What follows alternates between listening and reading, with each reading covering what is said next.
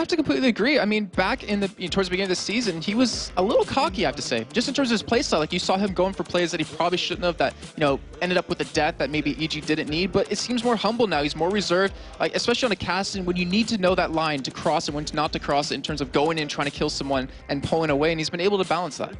Well, let's have a look then. We are in Champion Select. Kassadin and Fizz banned out here for EG now. This is because of what SK do in the bans and picks, which is leave Ocelote's pick technically, usually until last. So Twisted Fate being taken out on the other side. They're going to get rid of Vayne, which has been, funnily enough, Yellowpete's go-to champion as well for the last few games.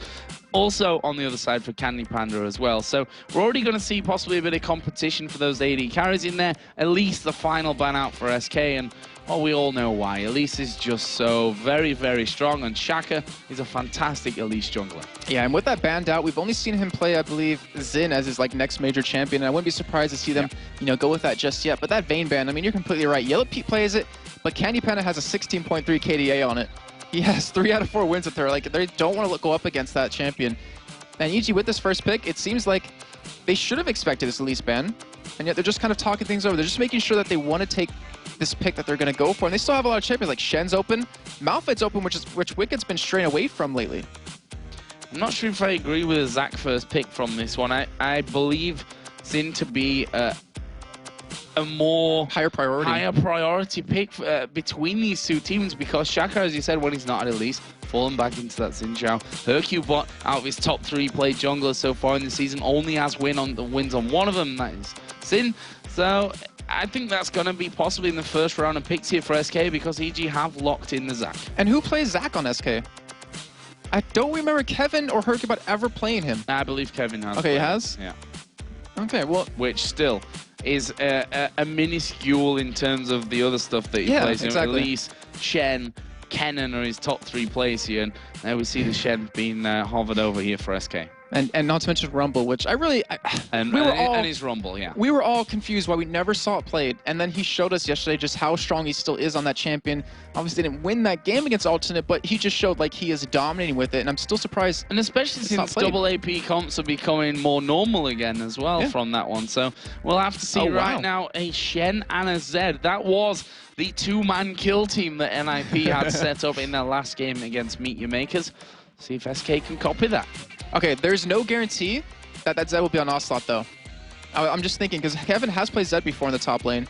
And also, just like you said before, he usually gets that last pick for his team to kind of counter pick. So it's one of those champions that you can pretty much put in that mid lane or in that top lane. You have to be very careful of that. And Kevin, I mean, phenomenal Shen, but hyrqBot, I guarantee he plays a strong Shen as well in that jungle.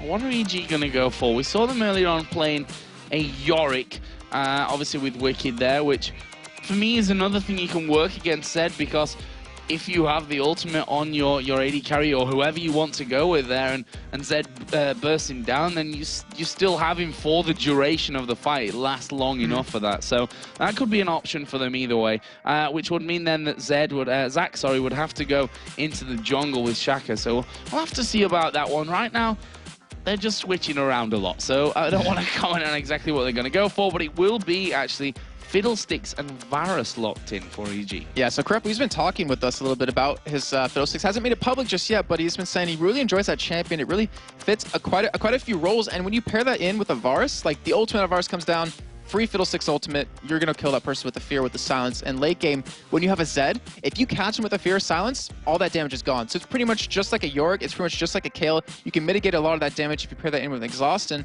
I want to see how good Krepo is on Fiddlesticks, because if I'm not mistaken, and I know you're going to correct me on this if I'm wrong, he hasn't played Fiddlesticks just yet this season. No, the thing is, he has gone for his more standard stuff. You know, the Thresh obviously is a big one for Krepo. Yeah. Lulu, he's even played 4 games with Janna up until now. So, you know, Fiddlesticks going to be coming into this one. We'll see what Krepo can do with it. But we've heard from a lot of support players, and we've seen it from the amount of times that he's been picked so far in the summer split, that they're liking him. On the other side, though, Zyra Ashe, saw it yesterday. We commented on it already from SK Gaming, kind of taking what Cloud9 did, what's been done in Korea before that as well with the Zyra Ashe bottom lane. I don't want to give Cloud9 too much for that one, even though you know, they're doing so well with it and have done so well with it that we saw it first really being used over in Korea. So we'll see it on the other side now for EG, what they're actually going to go with. And they're going to go for Jarvan and Jayce. As I said, Froggen has a 100% win ratio with Jayce up until now.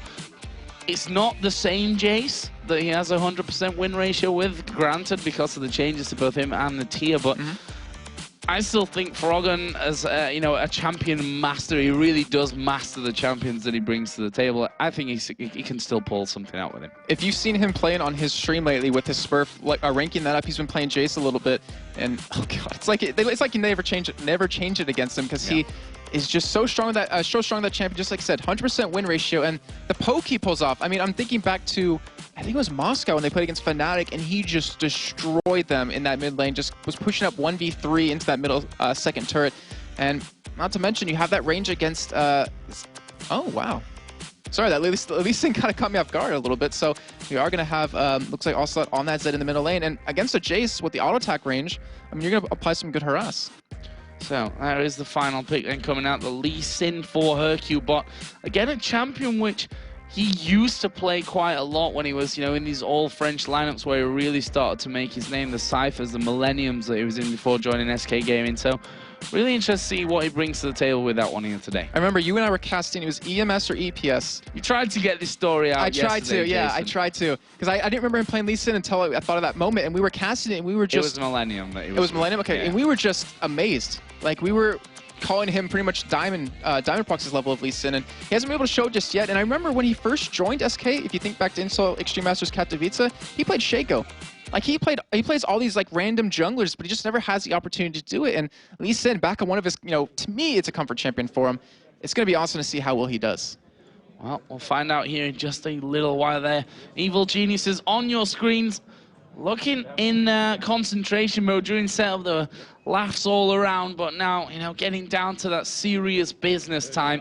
There's no real joking coming into this one. Everyone concentrated on the prize, which of course is a spot in the playoffs, and you know, then fighting for the world playoffs. That's a stage that everyone wants to be on coming out of the summer split here for this. So we'll see if they're able to pull this one off. One of these teams is going to make a move somewhere in the table, whether that's SK, you know, jumping closer to Gambit's position and maybe more importantly away from Meteor Makers in the last spot, or Evil Geniuses, who've really turned on the heat in this last couple of weeks and stepped up their game, now above Gambit in the table. Gonna have that opportunity, like I said, to go level on 12 and 11 with Ninjas in Pajamas, leaves them just 2 wins away from Lemon Dogs right at the top. And everyone was waiting to see Evil Geniuses and SK really step it up, because they've been very quiet this entire season, and there's no better time than right now. And SK, I mean, we talk about Evil Geniuses playing better over the past few weeks, but honestly, so is SK. Ever since, you know, Tenerife, even I believe the week before that, week 5, they've been picking up some much-needed wins. They haven't looked as solid. They've looked a little bit inconsistent, but we know the skill's there. We know the team that they can be, and it looks like they're trying to bring that back, and they're going to go for an invade here, but Shaker will spot him with that flag. Yeah, SK... no worries here. They are charging on forward over towards the blue buff of EG and putting a ward down there, Nyph, just by the curved side bush as he goes through. One over on the bush by the blue buff as well, and SK will make a swift retreat. Over the other side, Krepo has already gone on a warding mission as well, and he'll be trying to get vision on that side of the map for his team. And remember last game we were talking about what's the point of putting these deep wards if you're not really going to go for an invade and you just pretty much trade the buffs anyways. But right now SK, they go from the blue of Evil Jayce straight to the red. So they actually kind of are preventing Shaker from like taking his own blue right away. Like they have the vision on it, and they're actually just going to take the vision on the red and then back away too. So that's a lot of wards to commit so early on, and that makes them more vulnerable in that laning phase. Well, so I think one thing that they've got in mind here is how aggressive Shaker is, and having vision on both sides of the map is obviously going to give them an advantage. Or I say an advantage, certainly the knowledge to create an advantage from that. Obviously, you don't get an instant advantage just by knowing where the opposition's jungler is. But the start will be on the red buff by the looks of things. Lane swaps coming in as well, as we see here for Evil Geniuses with both Yellowpete and Krepo headed up to that top lane. They'll go up against Kevin Shen. That will actually leave Froggen here to try and shot blast away. Oh, it was so close. It was so ridiculously close there for Froggen. If he'd have waited one more auto attack there from Lee Sin, he would have picked up that blue buff. Crazy. And that's just great awareness out of Froggen, realizing that every jungler does not smite their initial buff anymore. And I swear, if you go into a ranked game with like someone like John and you just throw random tornado over the wall, you can steal it away. I've done it before. I've seen it done before. It's been done to me before. But that just shows like he's really adapting to the meta, and he almost pretty much set hyrqBot so far behind and gave himself such a huge advantage in that mid lane. Well, it didn't happen. That's the key point for this game right now. All ifs and buts at this stage, but Froggen at least applying the pressure to Ocelote, who is obviously going to have an advantage over here in this laning phase, just for the fact that he has those ranged attacks which he can use to really put on the pressure to Ocelote Zed. Yeah, and I really want to say, can Ocelote have a game like Bjergsen? I mean, we just saw Bjergsen just dominate his lane, dominate the entire game, and I know Ocelote wants to show everyone else he can do that. And I'm happy seeing Ocelote on Assassins again. I mean, he talked about it in his interview, saying he's just playing him because he enjoys it right now. And he played a lot of Orianna in the split so far. Hasn't been too successful on her, but his Kha'Zix, for instance, 3-3 with it. And why not play more Assassin champions if you have the ability to? Wow, I'm not sure if that flash was needed. Not sure if he got the range on him there either way, but now better safe than sorry, I suppose, with that Lee Sin, who at level 3 with a double buff in particular is ridiculously strong, putting out so much damage, hard to get away from. So as I said, better safe than sorry. Don't leave anything to any kind of chance there for that one. In this bottom lane though, we see CandyPanda and Nyph already putting down a lot of pressure, getting into that turret, but look at this, Shaka coming in from the side, and SK did just spot him, and the thing is, that's a really easy gap there to hit the grasping root. So Shaka's got to be really on top of things when it comes to sliding in. Yeah, and he just wants to make sure that Wickd can keep this experience from this wave, because it was a giant wave push up against his own turret, trying to get him a little bit more CS. He does have that door and shield, so he's going to get a little bit more regen, but Froggen right now, he's going to get ganked here. Yeah, hyrqBot coming in from the side, Ocelote putting down the damage, the Q misses, and a hammer will knock hyrqBot back. Froggen here did take half of his HP down, or had his half of his HP removed from him. That won't bother him too much. He's started off with the Doran's Blade. Doran's Shield start, of course, for Ocelote, as you'd probably expect, as Froggen is going to get ganked here once again, but Shaka's around, and that stops hyrqBot going in. His Q actually hit Shaka as he came out of the brush. Yeah, there's one thing we haven't touched on too much over these weeks with Shaka coming to the team. We'd always talked about NIP with Maluno and Extinct, how they played together in Curse of You, they have a lot of synergy, they know exactly how each other play. But we haven't talked much about Froggen and how he's been duo queuing with Shaka so much, like even before he joined the team, and they have a lot of synergy, and you see right there where Shaka's trying to make a play happen for Froggen in that middle lane. Unfortunately, not too successful, but it does at least give him his presence. So let's have a look then here in his top lane, because Kevin has just got taunted up. Can they get in there? hyrqBot, you see the damage on towards Krepo. Exhaust put down, but the flash comes in from hyrqBot. That's going to be first blood here coming out for hyrqBot. A much needed and a very welcome pickup for SK. Meanwhile, Wickd in the bottom lane. Is this Ignite going to be enough to pop the passive? So no, tiny. not quite. Not quite enough damage there. Nyph risking it with the turret hits, and well, Wickd has stayed alive, and he's going to risk it for a biscuit in this bottom lane and stay up there, or down there. He's so tiny right now. But yeah, I mean, if he gets hit by one volley, that is his passive going. Right now, Shaka is coming on the side, and with SK seeing him stick around, like, they have to know something's up, but are they going to push? Are they going to try to go for this dive here?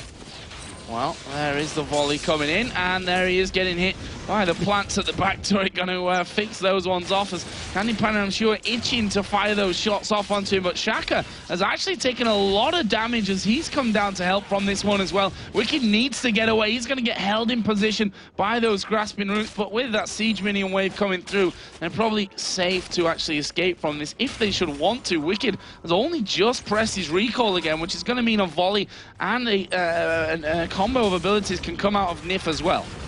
And right now, I mean, they have no vision. Well, they do finally have vision on where hyrqBot is on that Lee Sin, and they're sticking around like they want to keep this experience. They don't want to give this up, but that turret is already so low.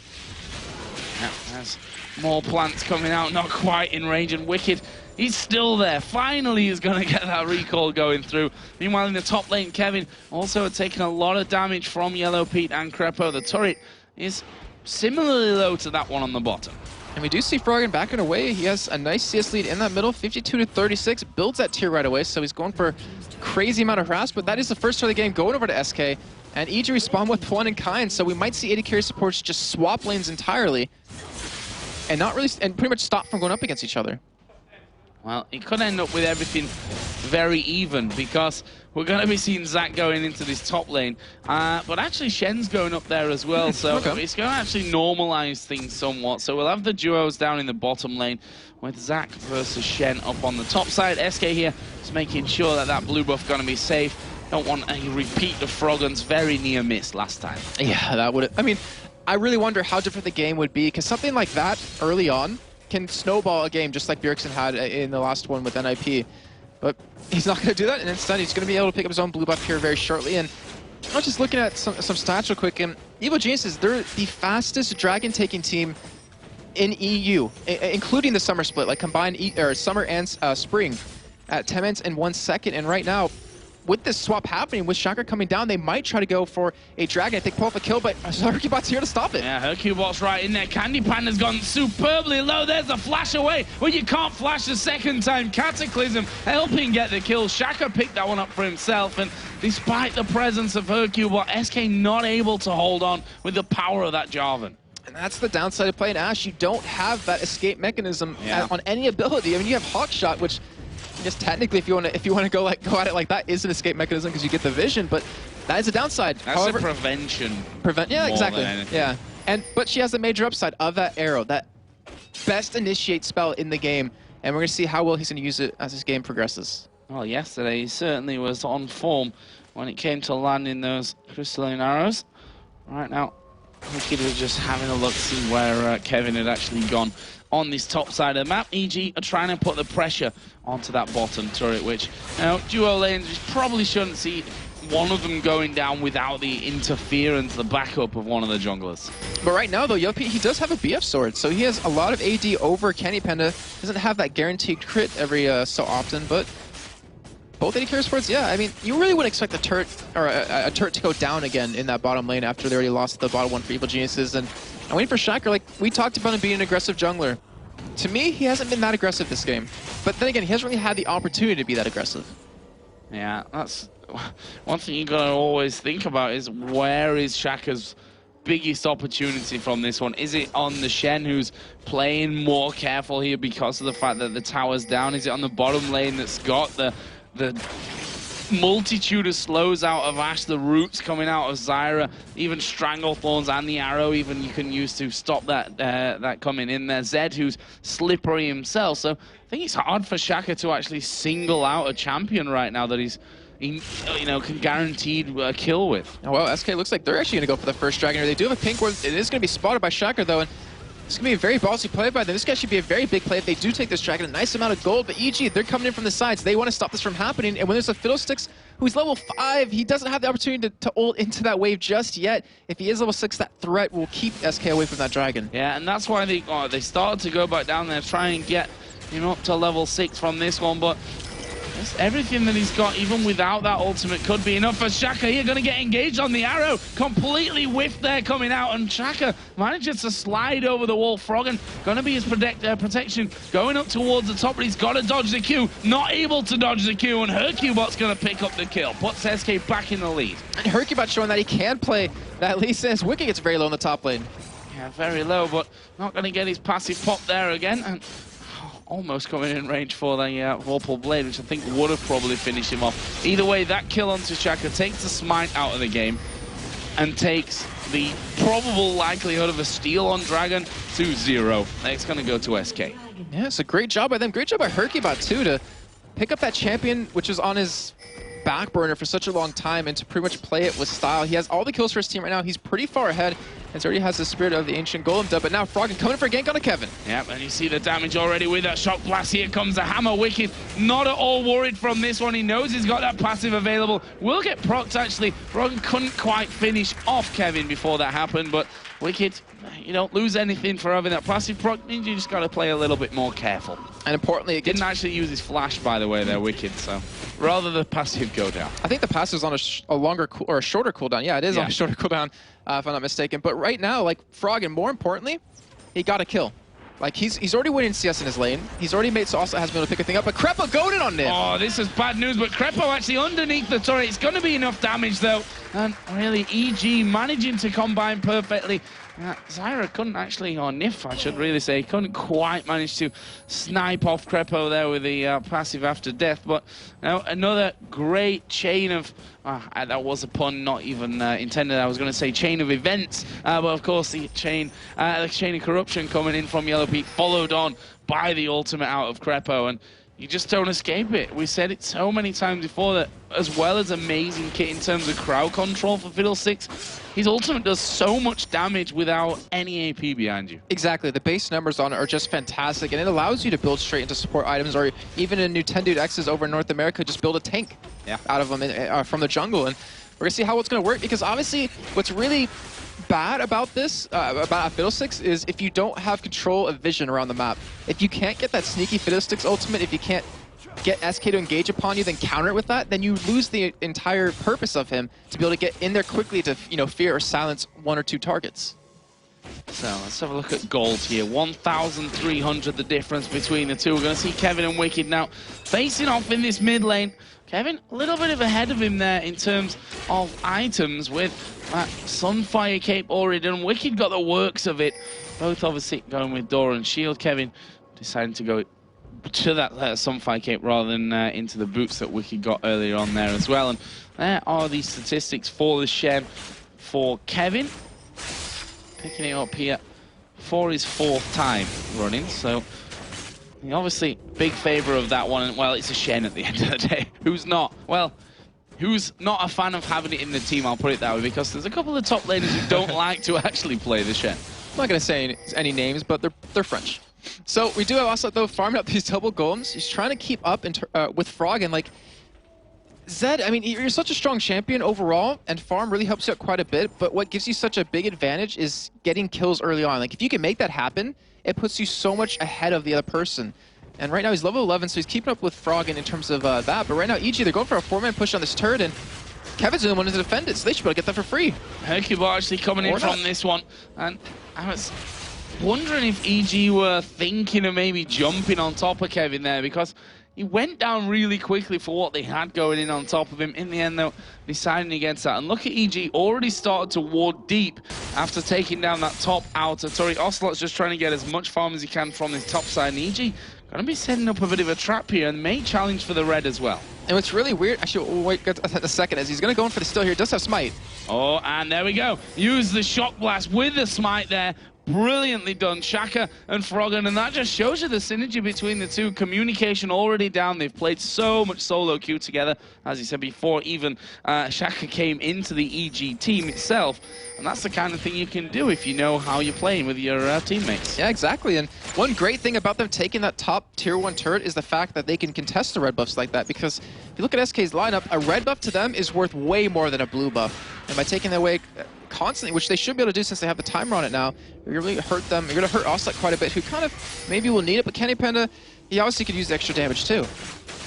Yeah, as energy champions, which do still benefit obviously from the blue buff itself, but the red buff, as you said, is going to be more crucial, as we are going to see the arrow coming out here onto Wickd. He's going to use Let's Bounce, but he gets pretty much locked up. Stranglethorn's not able to hold him in place, and he lost about half of his health from that, which honestly, for those ultimates, is not really what you're looking for. Well, the thing is, he would have died, but he did something amazing. He flashed ahead of hyrqBot. Like, he realized what hyrqBot was trying to do, trying to kick him back into his team, and he flashed over, and hyrqBot was just a little bit too late, or Wickd was just a little bit too quick, and that honestly prevented his death. And he lost a lot of cooldowns, but at this stage of the game, I mean, just staying alive is the big thing, especially when dragons come up in a minute. Yeah, 1 minute for that one as a blast comes through. Froggen, who is ahead of Ocelote in the farm, got brutalized in there, got that man immune as well, which obviously is going to be stacking up a little bit easier than just having that tier in there singly.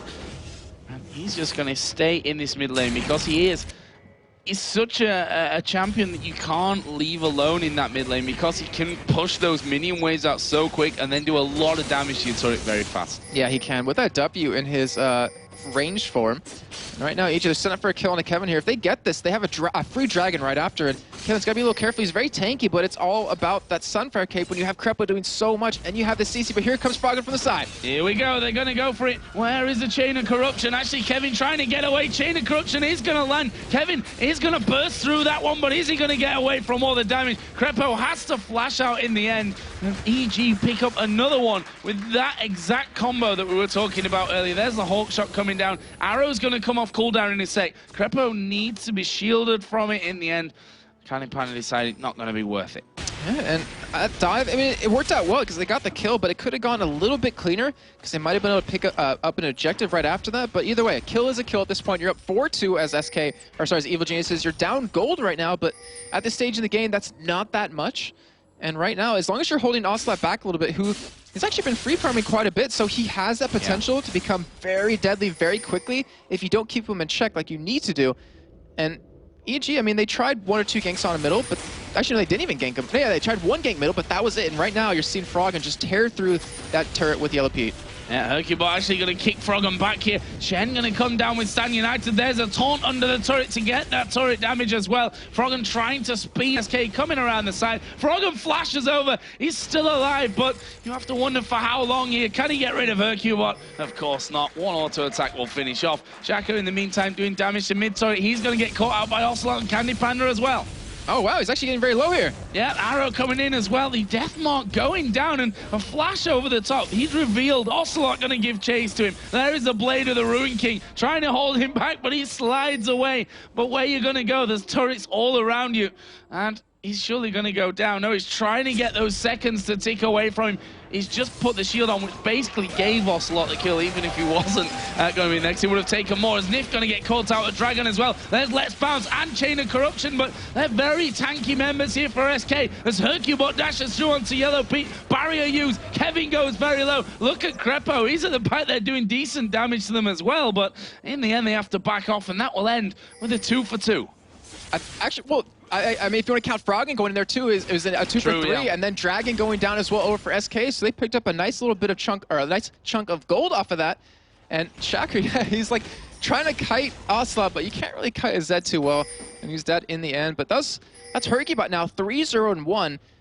We talk about kill spread quite a bit, and he has pretty much all the kills on his hands. And you look over at EG side, they have him split across the team as every member at least has 1 kill. And right now, I mean, Lee said he does fall off late game. He's pretty much only used for that initiate, or the second initiate after the Ash arrow.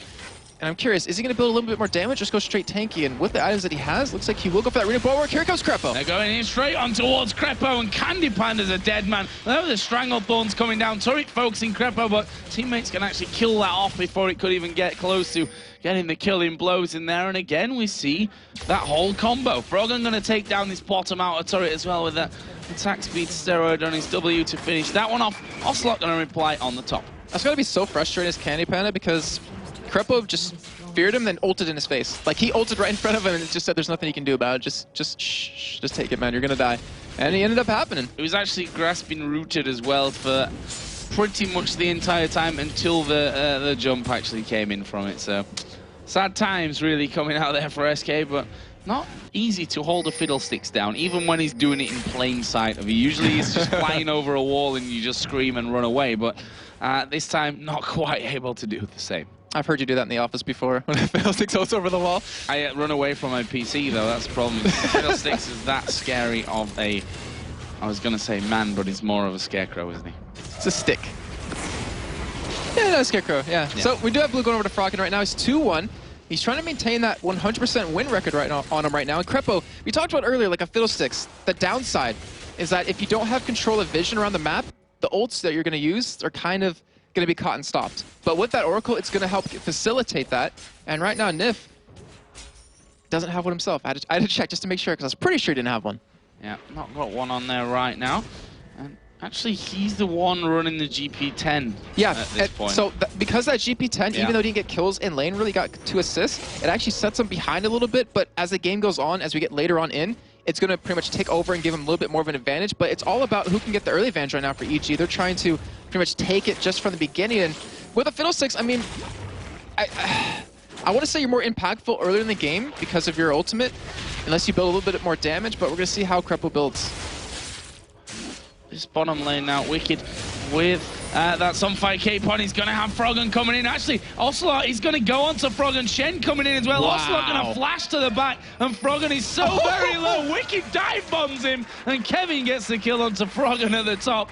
And that Zach just took a massive arc there, like into the sky, and then just dumped straight down. And good stuff to watch. I think that's the dunk. Like you're talking about Jarvan dunking or Master Yi dunking, Zach just dunked. That was a beast of a move. Right now, though, Shaka is 1 versus 3 here in the middle. Rest of EG coming to make sure that they don't lose that outer turret. It is 3-2 to turrets in favor of EG, with the difference being that outer middle.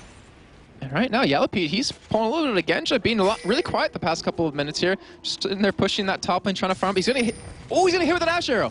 Yeah, but the problem is they're not in that immediate area to really get in onto him. Yeah, he's going to get slowed there coming out there. He's a chain of corruption. He's not going to spread to CandyPanda, who's going to get 1 Q onto him, and that pretty much spells death. There is the taunt coming down as well. And wow, that was really, really close. The minions actually are still having a go here. Another couple coming through. Not going to be quite enough to finish off. But that was well done by Yellowpete, considering the fact that it was 2 versus 1.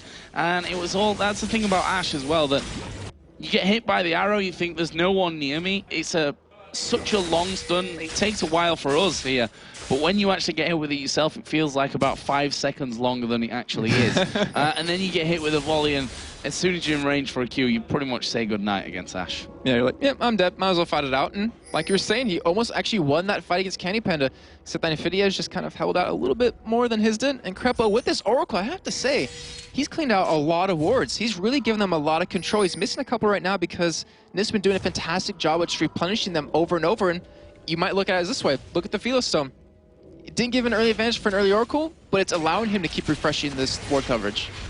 And there's the Oracle now. So got like 3-4 minutes later than Krepo, but they haven't really been able to make any big plays off of the Oracle that EG had early on. And picked himself up an extra pink ward in there with that one, so it's probably going to go down to a high priority target. Dragon coming up in 30 seconds or so probably is that target as Ocelote waits in the brush. Cue the Jaws theme. Ah, stalking his prey. It's kind of like a mosquito stalking an elephant at that point, though. Wickd is pretty tanky now with that frozen heart in as well. I'm trying to think about that analogy. Just like, Yeah, no, it works though. It's like, I mean, there's no way he's gonna take him down with that Sunfire Cape, with the Frozen Heart on top of that. That's too much armor for Ocelote to deal with, unless he has that last Whisper, which he's still currently building right now. And EG, they're starting to group up here. They want to force a fight, and right now SK doesn't have too much vision. Obviously, that Q's gonna help him out with that. And I believe, yeah, Dragon is up right now, so they want to contest this. They want to be able to take this first Dragon for themselves. I don't think it's going to be able to happen for them, though. Krepo has cleared pretty much both of these routes in towards that blue, in towards the Dragon now, except the blue buff side, which actually is going to be finished off right now. So the thing is, they've got complete vision control here, EG. SK are going to be flying blind, and from what their teammates can see, as hyrqBot's going to go in there, we are going to see Shen joining the party as a Cataclysm is quite good. Chain of Corruption comes in, Yellowpete and CandyPanda are fighting at the top. Ocelote going on towards Froggen, he gets the kill, but Ocelote will die here to Shaka. Meanwhile, on the top side, we did see Yellowpete go down. Krepo died as well. Kevin here being focused by Wickd, but he's got so many men attacking him. Is he going to get away? Well, he's going to get his passive propped, and SK are trying to do it all over the wall. They got one more bit. Sunfire Cape ticking. There we go. Oh, Captain stealing it away, waiting for that. But that was a really interesting fight. So EG, they got Dragon. Good job, guys. But you lost 4 members, and SK only lost 1. So in the end, SK pretty much coming out ahead in that. And it was a really interesting fight too, because Krepo. Actually, no. Let's start with Nyph. He got an amazing ultimate off. That Strangle Thorns locked down Evil Geniuses from leaving that pit and just kept him out of the fight for a long time. Krepo got knocked up, so he wasn't able to use his ultimate anytime.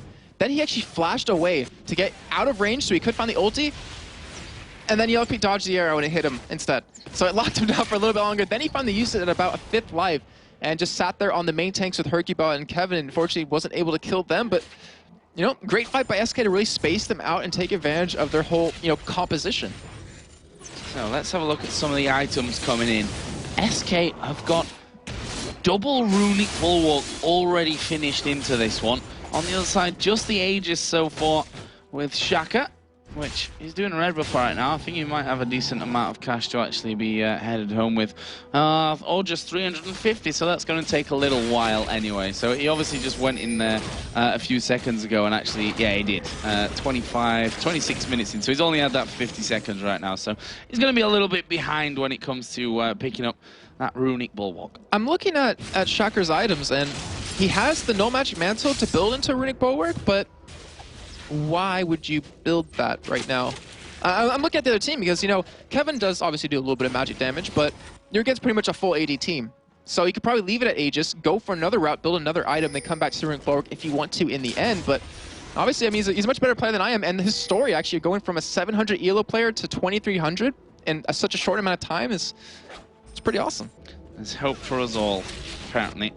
Although I think duo and Froggen might have helped out on that front as well. So Quicksilver Sash here added up for Froggen. Speaking of the devil, also got that last Whisper and the Muramana Brutalizer from earlier on.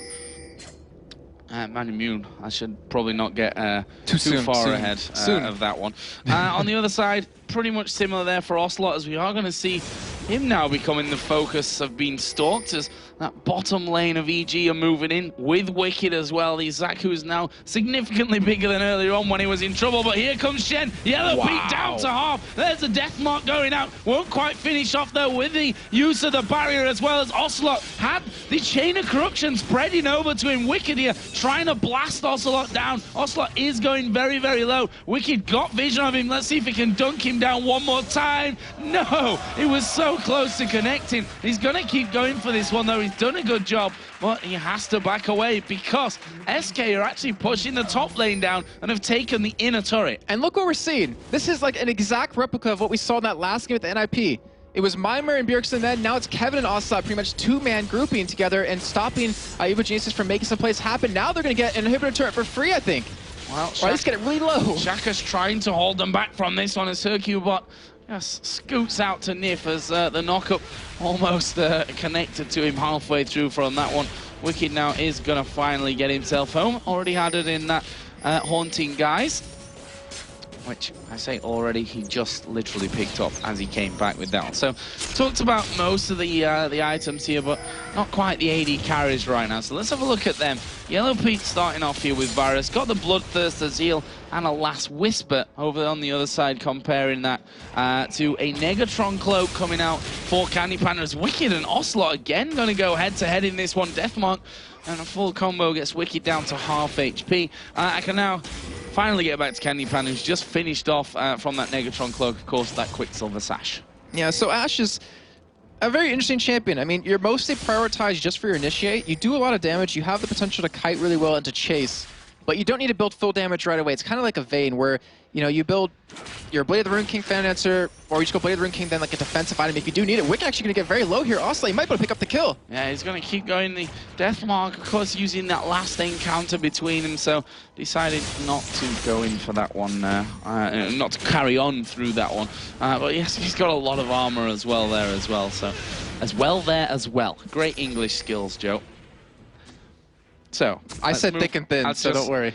No, you said thick and fast. Thick and fat. Thick and yeah, there you said thick and thin. Yeah, right, it's thick and fast. Let's get away from this topic and onto the ward control, because that's what both teams are fighting for right now. A lot of it being doing around Baron, as there comes Wickd flying through the air again on towards Ocelote. He's out the way and says, stop split pushing already, will you, Ocelote? It's getting a little bit boring for me. Problem is, Wickd can just about push him away and hold on, but can't really stay around long enough to actually fight him, I think. Yeah, I don't think he can 1v1 him, but in the meantime, we do have a potential engage here. Yeah, this is going to be the Cataclysm going down onto 2. EG need to catch up with this one as hyrqBot and Kevin coming in from the side of this one. Froggen is going to finish off Nyph, but can the rest of the team do this? CandyPanda comes in. Krepo's low. Shaka's trying to get away, but he's perma-slowed from CandyPanda. He's going to be able to slide over the wall. Q not needed. He's going to flash here, hyrqBot, for this one. There is the Q connecting, and it's really hard to get away from Elysian. He's going to stick to you, and there is Ocelote coming up from the bottom lane. CandyPanda has killed Froggen. Shaka's going down. hyrqBot gets that one. He's now dominating at 6-0-5. Good guy Shaka runs long enough and stays alive long enough to give everyone an assist on SKC right there as Ocelote came in, but But great play of SK right there. Even though they got separated and engaged upon by Shaker, all they lost was Nyph. All they lost was that support, and they're going to get a Baron off this. They got 4 kills because Wickd was bot lane as Ocelote just started roaming around really quickly. And SK, I mean, you got to give them credit. This is a much-needed victory for them, and they're playing like they want it. Wickd did start to come up there as though he was going to be the hero that elastic slingshot drive-bys. Well, he's obviously got no smite, so can't really do that on his way through either. So would have been a lot less impressive than I somehow had imagined in my head. And well, he got hook-shotted out and then decided to move away. So a great pickup here for SK Gaming. That will put them 8,000 gold in the lead from this one. And really, you got to give Ocelote a lot of credit. Like, the pressure he's applying with this Zed, with this assassin, is kind of unlike anything he's done before. Well, not before, but what I'm trying to say is like he hasn't been as effective in other games as he's been with these assassins, and he's really proven that with the split pushing with this Zed, like he's really strong player. Like, I don't know, it's been kind of questioned a lot lately, but he's proven it to everyone that he can start playing assassins a lot, and I wouldn't be surprised to see him continue that. Well, luckily for him, Bjergsen made a tutorial video of how to play Zed again there earlier game against Meet Your Maker, so I'm sure he watched that one for a few tips as well. As we are going to see EG now going in on towards Kevin. hyrqBot is going to be coming around the side from this one, but Shaker is as well as Krepo jumps out of the shadows, manages to get a kill there as Wickd going to get kicked back into the rest of SK. There's the Strangled Thorns, which knocks 2 of them up into the air. Wickd going so low, but he's so incredibly tanky that they can actually get him away. There's the arrow coming through, will actually slow everyone thanks to the splash from it, and the fight for blue buff is on. I cannot see who took that one in the end. I think it was Shaker that actually got it, and they are going to be backing away now. So overall, not too bad for EG, managed to get a kill, but what's bad for them is Ocelote has been split pushing again, and he's managing to now go on towards the inhibitor, and EG is still sticking around to fight. Yeah, SK's just not trying to not let them back away right now. They keep chasing, running away. He got the inhibitor for free and the inhibitor turret. Phenomenal play of Ocelote to really recognize what was happening. And now SK, if they don't stop him, they're going to get a free dragon anyways. Well, Wickd has gone back, which we've seen how Wickd and Ocelote's interactions have really gone there. The dragon here is started by SK Gaming. Well, Yellowpete just using the piercing arrow to check, even though he was outside of it. Is Krepo going to get caught in the grasping roots? This could be dangerous. Shane coming down with the Stand United as Froggen dives into the middle. Well, look how quickly he goes down. Double kill. This is going to be another one coming out. Shen picks that one up, and Ocelote finishes off with a death mark onto Yellowpete. And that is 4 men down. After that, well, it was a 5v4 as well in the end, with Ocelote coming around to mop up. Wickd was left with the task of clearing base, but SK there, if you talk about split pushing, that was just how you do it. That was a real 101 as they just go over the wall, taking the sneaky route into Are the they going base. for the win? I think they might be. Oh, wow. This is a very ballsy play, but it's going to work out for There's SK. 20 seconds on the clock here, and SK, with that movement, the mobility that they've got coming through the walls here, they're going to go straight for it. Wickd dives in them, but I'm not sure that he's going to be able to hold on. 2 seconds for Krepo to come up. He's now back in play, but both Nexus turrets are down. They're going to go for this one. They're going to try and finish off the game. Nexus going very low. Jarvan spawns, but SK Gaming able to finish off before EG spawn back into the game. And that will be a massive victory, a massively important one in the grand scheme of things for SK. They move away from MYM at the bottom. They move towards the likes of Gambit, EG, Ninjas in Pajamas, who are all at 11 or 12 wins in Ninjas in Pajamas case.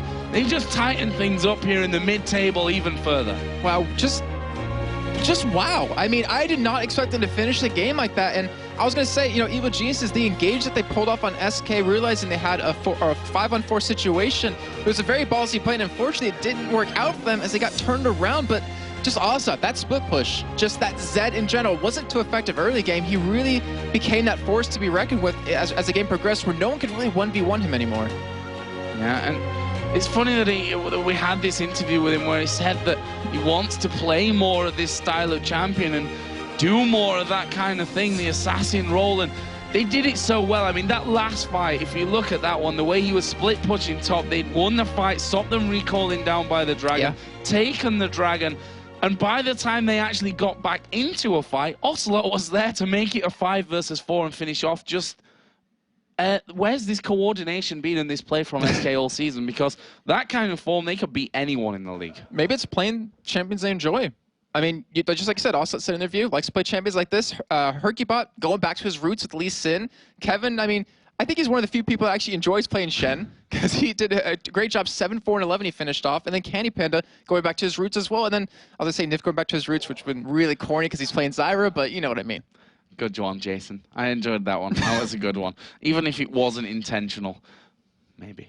But yeah, I mean, the thing is, as you said, me that one. That just left that one on a piece of paper, especially for us in Europe. But that makes the story obviously better for SK Gaming, but a little bit more woeful for MYM as well. Yeah.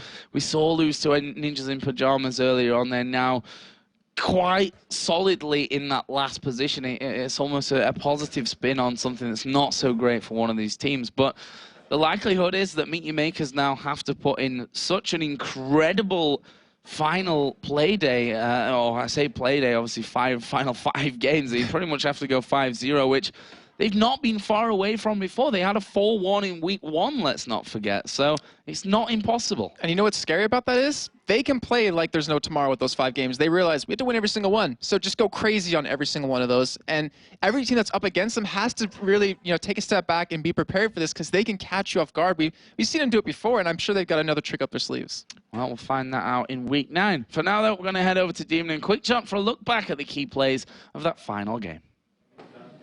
Thank you very much, Joe and Jason. And well, what a game. Another team that can't manage to pick up the perfect weekend, and SK managed to break the hearts of all the EG fans out there.